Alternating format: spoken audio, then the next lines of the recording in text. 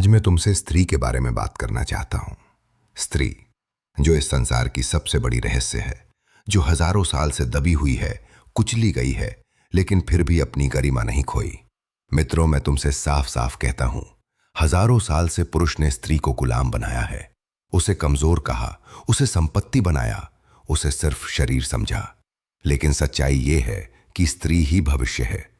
पुरुष का समय बीत चुका, उसकी आक्रामकता, उसका युद्ध, उसका तर्क, ये सब पुरानी चीजें हैं।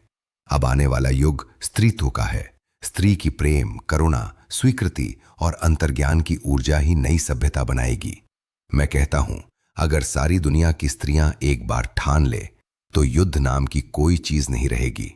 स्त्री जब जागेगी तो पूरी मानवता जाग जाएगी।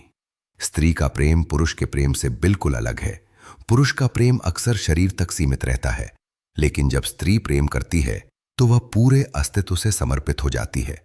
उसका प्रेम आत्मा तक जाता है, वह बिना शर्त प्रेम कर सकती है। दूसरी बात, स्त्री को कभी समझने की कोशिश मत करो। कोशिश करोगे तो भटक जाओगे। स्त्री को सिर्फ प्रेम करो, उसे सम्मान दो, क्योंकि हर पुरुष उसी स्त्री से आया है जिसने उसे 9 महीने अपने पेट में रखा। अगर तुम स्त्री का सम्मान नहीं कर सकते तो किसी का भी सम्मान नहीं कर सकते। तीसरी बात, शादी नाम की यह संस्था स्त्री को गुलाम बनाती है। मैं कहता हूं, स्त्री संपत्ति नहीं है, वह स्वतंत्र आत्मा है।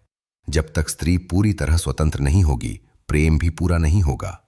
चौथी बात, स्त्रियों, मैं तुमसे कहता हूं, पुरुष की नकल मत करो।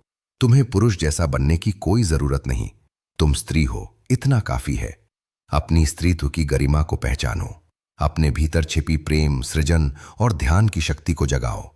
स्त्री दबाई गई है, लेकिन वह टूटी नहीं है। उसकी सहन शक्ति पुरुष से 1000 गुना ज्यादा है।